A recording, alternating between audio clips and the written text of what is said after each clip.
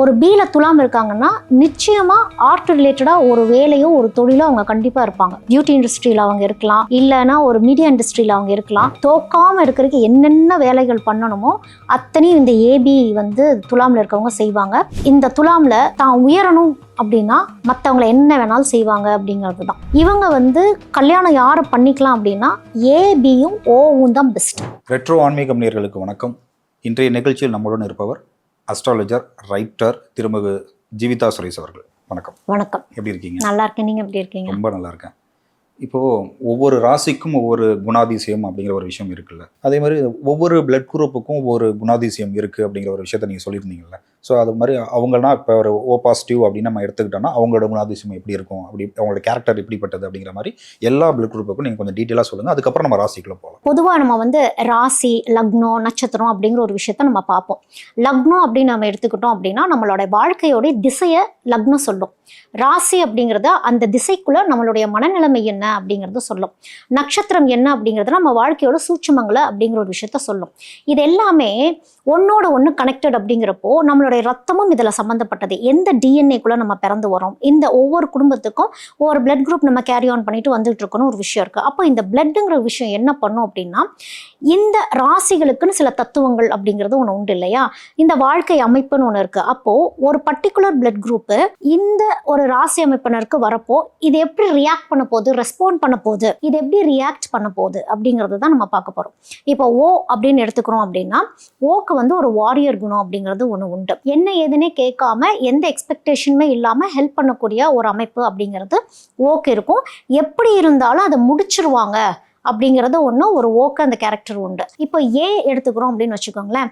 ஏ கிட்ட ஒரு டிசிப்ளின் அப்படிங்கிற ஒரு விஷயத்த ஏ ஃபாலோ பண்ணும். ஒரு ரெஸ்பான்சிபிலிட்டின்னு ஒரு விஷயத்தை எடுத்துக்கிட்டாங்க ஏ அப்படின்னா முடிக்காம விட மாட்டாங்க. அப்படிங்கிறதுனால அந்த ஏவை கொஞ்சம் ஃபர்ஸ்ட் ஆஃபீஸர் லெவல் அப்படிங்கிற மாதிரி வச்சாங்க.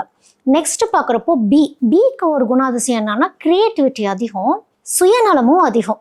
ஃபர்ஸ்ட் தனக்கு என்ன அப்படிங்கிற ஒரு விஷயத்த இந்த பி பார்க்கும். இந்த ஏபி தான் உள்ளதுலேயே ஸ்மார்ட்டான ஒரு பிளட் குரூப் அப்படின்னு சொல்லலாம். ஏன் அப்படின்னா இவங்க பயங்கரமான ஒரு ஸ்ட்ராட்டஜிஸ்ட், செம்மையா பிளான் போடக்கூடியவங்க. ஈஸியாக போரும் இவங்களுக்கு அடிச்சிடும். அந்த ஏவோடைய கேரக்டரும் பியோடைய கேரக்டரும் சேர்ந்தது தான் இந்த ஏபி அப்படிங்கிறது.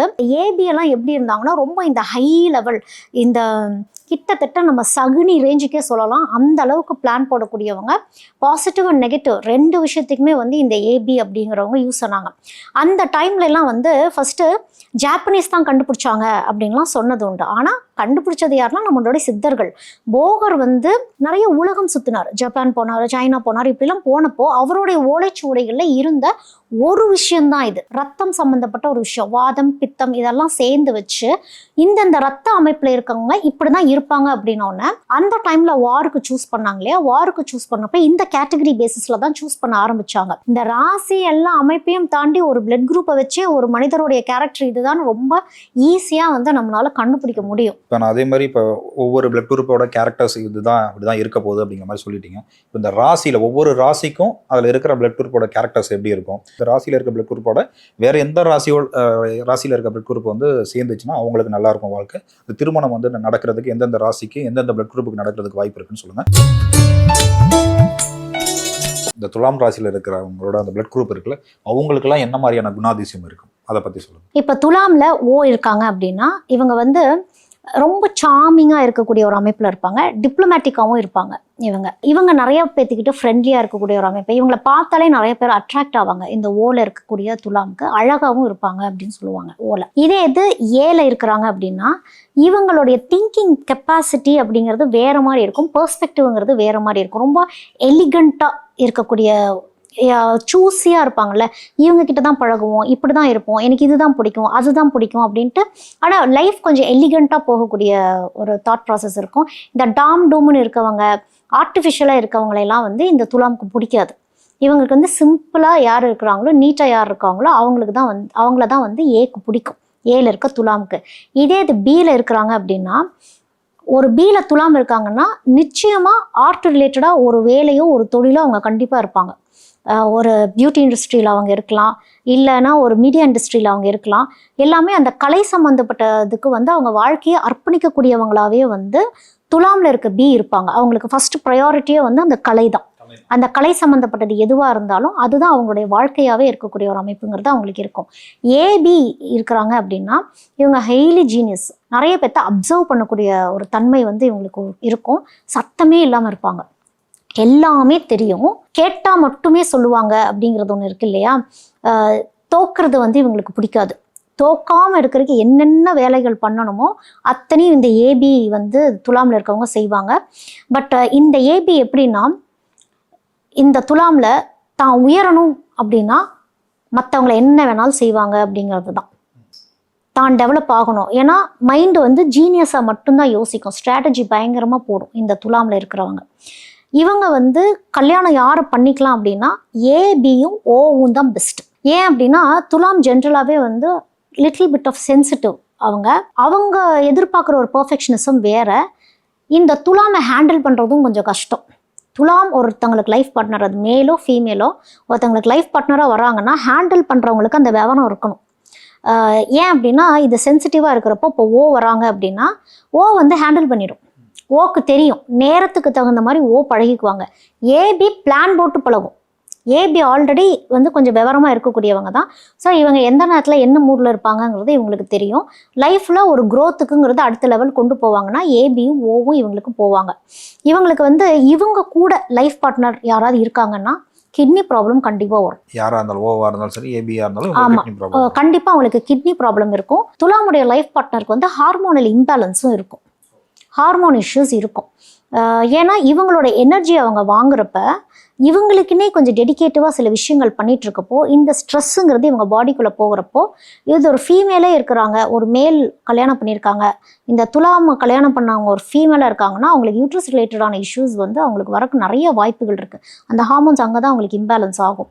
அதோட வந்து கிட்னி வந்து மேல் பார்த்துக்கணும் இவங்களை கல்யாணம் பண்ணிக்கிறவங்களுக்கு. ஏன்னா கிட்னியில் ஏதோ ஒரு இஷ்யூ கண்டிப்பாக வந்து ஃப்யூச்சர்லையாவது இவங்களுக்கு வந்துடும், வயசானதுக்கு அப்புறமாவது வரக்குங்கிறது ஒரு வாய்ப்பு இவங்களுக்கு இருக்குது.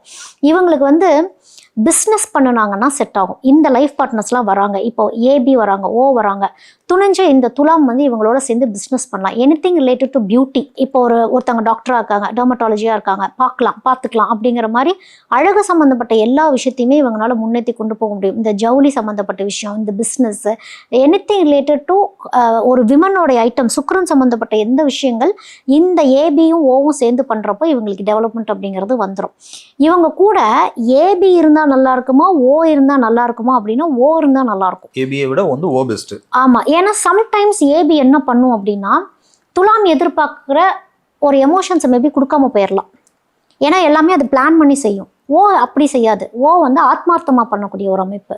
ஸோ இவங்களுக்கு துலாமுக்கு வந்து அப்சர்வ் பண்ணக்கூடிய கெப்பாசிட்டி உண்டு. அப்போ இந்த ஓ வந்து ஆத்மார்த்தமாக பண்ணுறப்போ அது உள்வாங்கிக்கும், அப்சர்வ் பண்ணிக்கும். அப்படிங்கிறப்போ ஓ செட் ஆகும். ஓ ஃப்ரெண்டாக வச்சுக்கலாம், ஓ லைஃப் பார்ட்னராக வரலாம், ஓ பிஸ்னஸ் பார்ட்னராக வரலாம். துரோகம் பண்ணாது. ஏன்னா துலாம்க்கு யார் வந்தாலும் துரோகம் செய்வாங்க. அப்போ ஓ வந்து அவ்வளோ சீக்கிரம் துலாம் கிட்ட தான் துரோகம் பண்ணாது அப்படிங்கிறது தான். பி வந்து ஆகவே ஆகாது. ஏலையும் பிலையும் வந்து ரொம்ப மோசம் அப்படின்னா பி தான். இல்லை, ஏ வந்து ஏ ஆளும் ஒரு யூஸும் கிடையாது. ஏ வந்து கொஞ்சம் எலிகண்ட்டாக அப்படியே அந்த பட்டும் படாமல் இருந்துட்டு போகக்கூடிய ஒரு அமைப்பு. இது எப்படின்னா இப்போ துலாம்கிட்ட ஒரு ஏ இருக்கிறாங்க அப்படின்னா லைஃப் பாட்டுக்கு போயிட்டுருக்கோம். இப்போ துலாம் ஒரு ஃபீல் பண்ணது எல்லாம் பண்ணதுன்னா துலாம் சீக்ரெட் மெயின்டைன் பண்ண ஆரம்பிச்சிருவாங்க. ஏ இருக்கிறாங்கன்னா எதுக்கு சொல்லிட்டு அப்படிங்கிற மாதிரி. ஏன்னா அவங்க ரொம்ப எலிகண்ட்டாகவே இருப்பாங்க. இவங்களும் அப்படி தான் இருப்பாங்க. அப்போ ஒரு ஏ வருதுன்னா அவங்க ஸ்பேஸ்க்குள்ளே ஏன் போகணும், அவங்க அப்படி தான் ரொம்ப டீப் இந்த இதுக்குள்ளே போய் என்னன்னு பார்க்க மாட்டாங்க. கடமைகளை கரெக்டாக செஞ்சுக்கிட்டு இருப்பாங்க. துலாமுக்கு டிஸ்டர்பன்ஸ்ன்னு பெருசாக ஒன்று இருக்காது. பிஸ்னஸ் பார்ட்னராலாம் போக முடியாது. சேர்ந்தெல்லாம் பிஸ்னஸ் பண்ணுறதோ லைஃப்பில் சேர்ந்து ஏதாவது டெவலப்மெண்ட் பண்ணக்கூடியதோ ஏவால் செய்ய முடியாது. அவங்க தனி இவங்க தனின்னு தான் இருப்பாங்க. இதே அது பி போயிடுச்சு அப்படின்னா ஆல்ரெடி துலாம் சென்சிட்டிவ். இந்த பி போயிடுச்சுன்னா எமோஷன் ஸ்விங்ஸ் பயங்கரமாக இருக்கும் பிக்கு. துலாமை ஹேண்டிலே பண்ண முடியாது பியால். ஏன்னா பிக்கு வந்து க்ரியேட்டிவிட்டி தான் இருக்குதோ தவிர்த்து விவரம் கிடையாது. இப்போ இந்த துலாமை ஹேண்டில் பண்ணுறதுக்குனே ஒரு டாக்டிக்ஸ் தேவை, ஒரு இயல்பு நிலைங்கிறது தேவை. இந்த பி நிறைய கோட்டை விட்டோன்னே மூட் ஸ்விங்ஸாலேயே ஒரு படாத பாடு 2 பேருமே பட ஆரம்பிச்சிடுவாங்க. துலாம் கிட்ட பி போயிடுச்சுன்னா துலாம் எதுக்கு அப்செட் ஆகிருக்குன்னு பியால் கண்டுபிடிக்க முடியாது, பிஏ அப்செட் ஆச்சுன்னு துலாமனால் கண்டுபிடிக்க முடியாது. ஸோ இது வந்து ஆன் அண்ட் ஆஃப் மாதிரியே இவங்களுடைய லைஃப் அப்படிங்கிறது இருந்துடும். ஏன்னா துலாமுக்கு வந்து எல்லாமே ஒரு நியாயம் தர்மம்ங்கிறது ஒன்று தேவை. அழகுக்கும் இம்பார்ட்டன்ஸ் கொடுக்கும். எல்லாமே லைஃப் பேலன்சிங்காக போயிருங்கிறது துலாம் எதிர்பார்க்கும். கால்குலேட்டிவாக இருப்பாங்க. கால்குலேட்டிவ் இல்லை, இவங்களுக்கு வந்து டிஸ்டர்ப் பண்ணிடக்கூடாது, குறைகளை சுட்டி காத்திடக்கூடாது. துலாமுக்கு வந்து ஃபெயிலியர்ஸ் ஆகாது, ஃபெயிலியர்ஸாக ஒத்துக்க முடியாது. இப்போ பிலாம் ஃபெயிலியர் ஆகும், ஃபெயிலியரையே நிறைய பேசும். நெகட்டிவ் பேசினாலே வந்து துலாமுக்கு பிடிக்காது, ஒரு குறைபாடோட சொல்லிலாம் பிடிக்காது. பியோடைய பொறுமை லெவலே வேற, அந்த பொறுமை லெவலுக்கு துலாமால வர முடியாது. அதனால பி செட் ஆகாது. கண்டிப்பாக பி, அதாவது நம்ம துலாமில் இருக்கிறவங்க வந்து யார் கூட வந்து பிஸ்னஸ் பார்ட்னர்ஸாவோ இல்லை அந்த மாதிரி வேறு ஏதாவது ஒர்க் ரிலேட்டடாவோ இல்லை ஃப்ரெண்ட்ஷிப்பாவோ மெயின்டைன் பண்ணணும்னா எந்த பிளட் குரூப் கூட ஓ பெஸ்ட்டு. ஓ ஓ தான் பெஸ்ட்டு இவங்களுக்கு. அதான் சொன்னாலே, ஓ வந்து துரோகம் பண்ணாது, நம்பி வந்து இவங்க போகலாம்.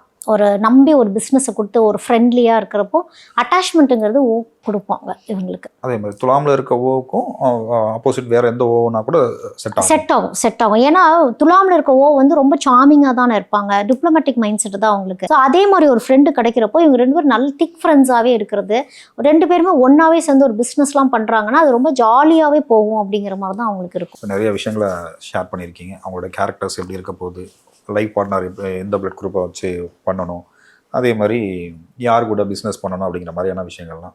ஸோ இப்போ சப்போஸ் வந்து இப்போ பி கூடவே வந்து அவங்க லைஃப் பார்ட்னராக வர்றாங்க இல்லை பிஸ்னஸ் பார்ட்னராக வர்றாங்கன்னா எப்படி இருக்கும்? அது ஹேண்ட்லே பண்ண முடியாது, அவங்களால லாங் ரன்லாம் போகவே முடியாது.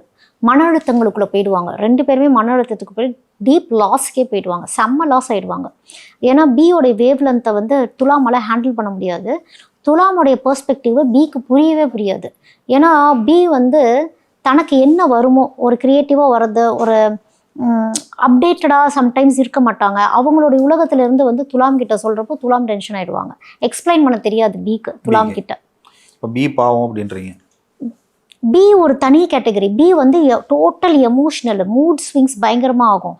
துலாமோட எமோஷன்ஸ் வேறு. துலாமுக்கு வந்து எப்படின்னா இம்பார்ட்டன்ஸ் கொடுக்கணும், ப்ரையாரிட்டி கொடுக்கணும், உடனே கேட்டுறணும் அப்படிங்கிறது தான் துலாமோடது.